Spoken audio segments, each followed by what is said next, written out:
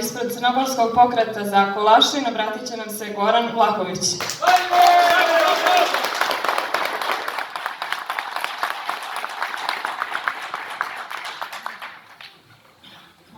Poštovani Crnogorci i Crnogorke, slobodarski grada Kolašina, poštovana Crna Gora, pozdravljam vas sa ovog mjesta kao đetić Crne Gore, ponosan što sam imao priliku da osjetim ljubav prema svojoj jedinoj i pravoj domovini.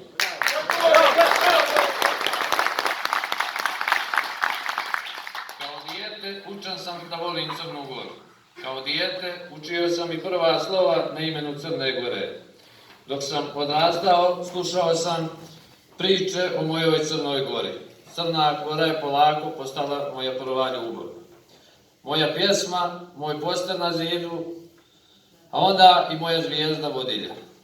Zavolio sam Crnu Goru kao jedan dio sebe, bez kojega ne bih mogao ni da zamislim sebe, a ni jedan broj ljudi oko sebe. Počeo sam na nju da gledam kao na neko blagorodno živo biće, sa velikom dušom, čutljivom, ranjivom, plemenitom, a opet snažnom i nepokolebljivom, čistom i sigurnom, pravom našom zajedničkom crnogorskom dušom.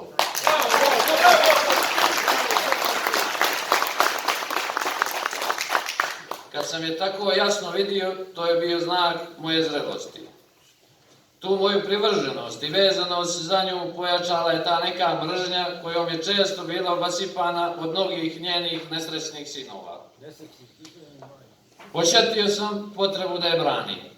Osjetio sam potrebu da je čuvam. Njihovi pogledi, govori, ispadi i njihov pravac potvrdili su mi da sam na pravom putu. Na putu čuvanja i poštovanja, a on je na putu poniranja i raspadanja.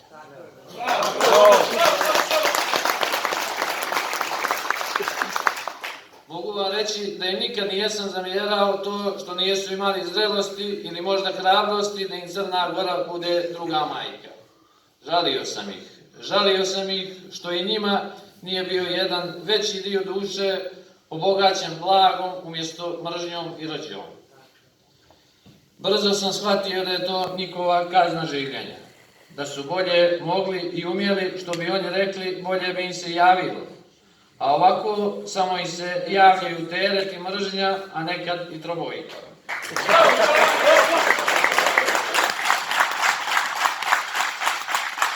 A onda im se javljaju sve kazne za kaznom, a uz to i poraz za porazom. Ali opet sam ih žalio, tužni nesrećnici, prava siročaka. Stari kažu, sudbina je za sve kriva, ali dosta i od pameti biva. A onda je došlo i to vrijeme kad je njihov otrov uništio moje žaljenje. Uništio nadu da u njima ima išta zdravo za žaljenje. Shvatio sam da ko pljuje na svoju kuću za nešto je gore od žaljenja. I tako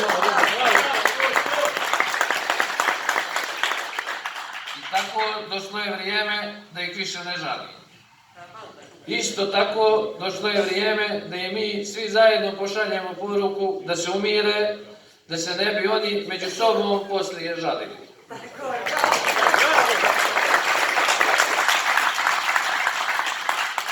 Da počnu da traže lijeka za svoju nesreću na neko drugo mjesto. Da nas pušte, da je volimo onako kakva je, a nama je ona najbolja. Decenijama unazad, a onda i vjekovima, Crna Gora se bori za opstanak. I to sve zbog nas, njene djece. Sada kada je malo postarala, kada je prošlo ono najteže, sada je red na nas da je mi čuvamo i da se brinemo o njoj kao jedinoj našoj majici domovini.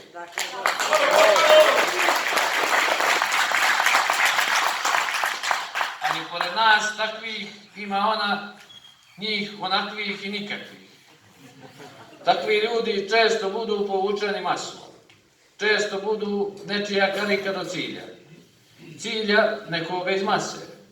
Ovoga puta cilj je kao i mnogo puta ranije rušenje naše Crne Gore, a građenje velike njihove Srbije. Nikad više! Nikad više!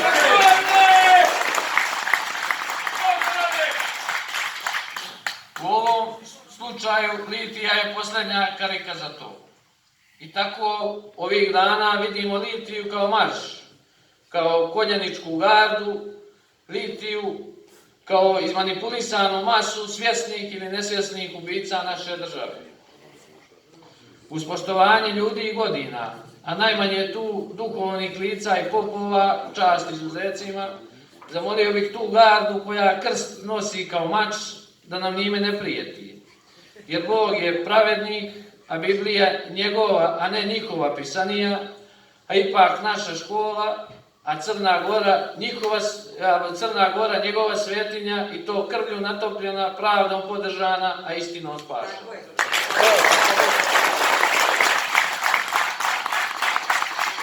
Zamolio bih istu tu družinu da ne kaljaju našu vjeru, da se više okrenu njihovoj braći, to je s nama, da manje kunu i krstno prijete i da im ne bude rat jedini pokretač i jedina nada. Da nam bar ne pokazuju da je vjera nešto mnogo čistije od njihovog učenja, pripovijedanja i srbovanja. Ako ne zbog nas, onda bar zbog njihovih plata i drugih primanja, neplaćenih poreza, džipova, stanova, plaža, hotela, žena, a i drugih.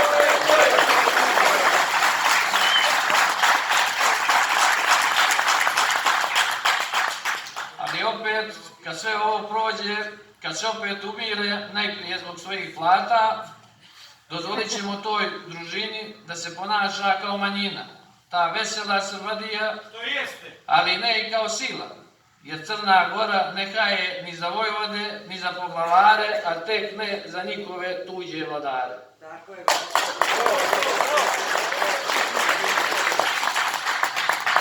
Pa prema tome, umirite se, braćo, i znajte da na Crnu Goru niko slavu nije dobio, a svaki pokušaj njenog rušenja svaki skupo platio. I opet, pozdravljam te, Crna Goro, i poručujem ti da ima nas dosta koji ne tražimo ni povoda ni načina da te zamrzimo, ne bi li ublažili svoje lične frustracije i svoje lična nezadovoljstva. Budi nam bezbrižna jer si u sigurnim rukama i nikad dosad pred manjim mukama. Budi nam vječna i spokojna, a sad je na nama da ti pokažemo kako se brani svetinja.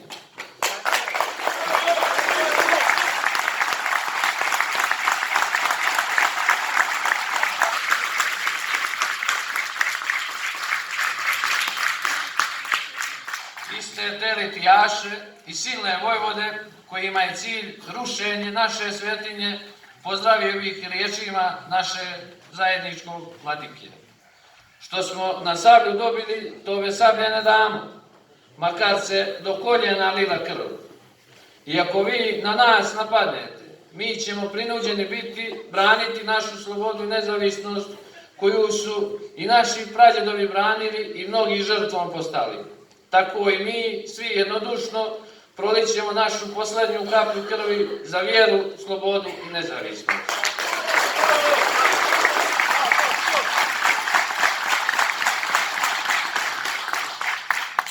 A onda ja vam poručujem u svoje ime i u ime nas i našega Kolašina, dok je Bjelasice i Komova, bit će vječna Crna Gora.